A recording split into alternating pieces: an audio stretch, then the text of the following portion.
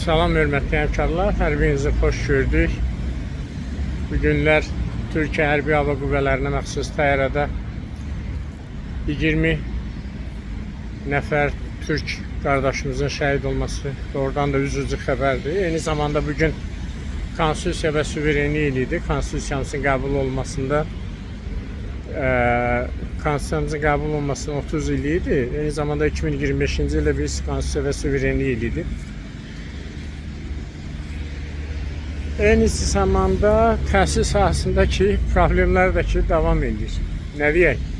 Direktorların işə qəbulu ilə bağlı sənəd vermə artıq bitib dünəndən.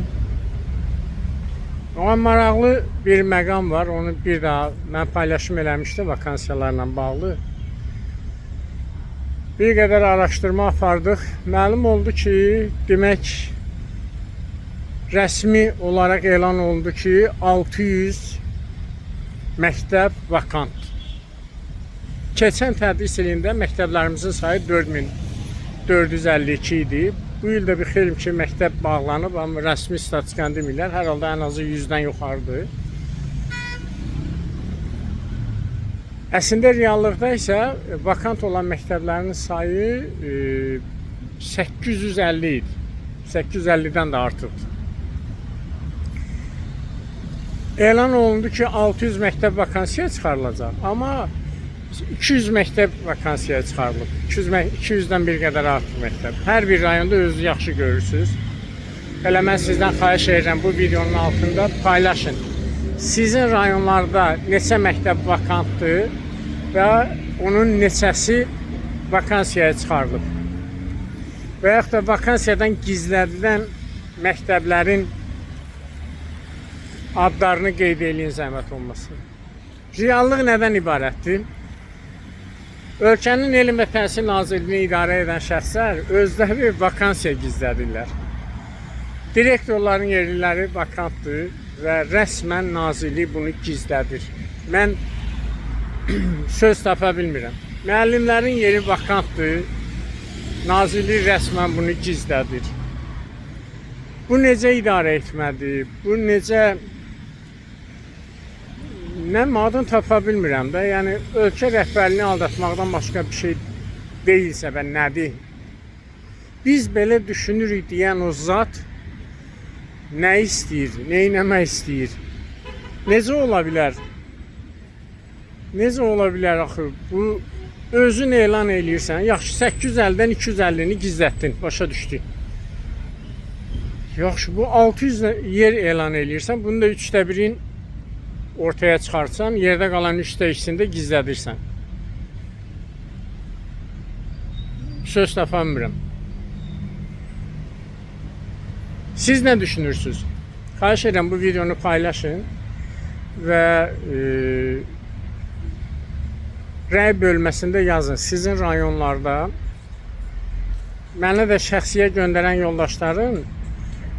yoldaşları bir də paylaşacağım buradan. Yəni bu videonun altında da paylaşacağım. Hansı rayonlarda hansı məktəblər vakantdır və özünüz də görürsünüz ki, yəni 1/3 ancaq çıxarılıb, yəni elan olunub. Amma hamı görür ki, onun rayonunda hansı məktəblər vakantdır. Mənim sizdən xahişim rəy bölməsində hansı məktəblər vakantdır onu göstərin. Hələ biz direktor müavinləri vəzifəsinin vakantlarını danışmırıq. Təkcə direktor vəzifələrini danışırıq. Əgər oğru özü başda oturursa, özü oğurluq edirsə, yaxşı sən agentlik rəhbərlərindən, agentlik işçilərindən, regional təhsil idarəsinin işçilərindən nə tələb eləyə bilərsən? Sən özün oğrusan da, bunu fakt özündə, bunu hamı görür.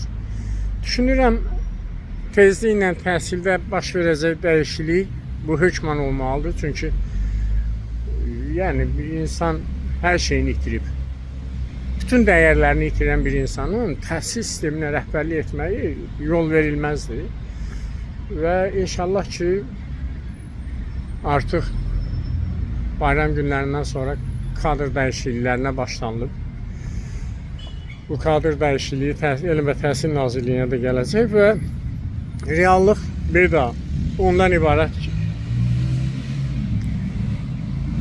sözün əsl mənasında bütün parametrlərine görə oğru olan bir adam Elm və Təhsil Nazirliyi necə rəhbərlik edə bilər? Heç nə yox. Bir dənə bunun açıqlanması verilsin. Niyə ölkədə 850-dən artıq məktəbdə direktor vəzifəsi vakantdır və niyə onun 600 nəfəri elan olundu, cəmi 200 nəfərin üzərində, 200 məktəbin üzərində vakansiya çıxarıldı? Yerdə qalan 600 məktəb niyə vakansiyadan gizlədilib? Bax, bunun sualını birlikdə gəlin axtaraq. Təşəkkür edirəm, videonu paylaşmağı unutmayın və yenə sizdən gözləyirəm. Rəy bölməsində rayonlarda vakant məktəblərin siyahısını qeyd edin. Təkcə Bakı şəhəri üzrə 80-dən yuxarı məktəb direktor vəzifəsi vakantdır. Bildiyim qədər 22 məktəb çıxarılıb. Amma yerdə qalan rayonlarda da eyni zamanda. Məsələn, rayon var 10 məktəb vakantdır, cəmi 2-3 çıxarılıb. Ən yaxşısını siz bilərsiniz. Məncə rəy bölməsində yazın, gözləyirəm. Videonu bəyənin, paylaşın, qruplarda da paylaşın və dostlara göndərməyi unutmayın. Amma rəy bölməsində hökmən fikirlərinizi bu məsələ ilə bağlı qeyd edin. Təşəkkür edirəm sizə.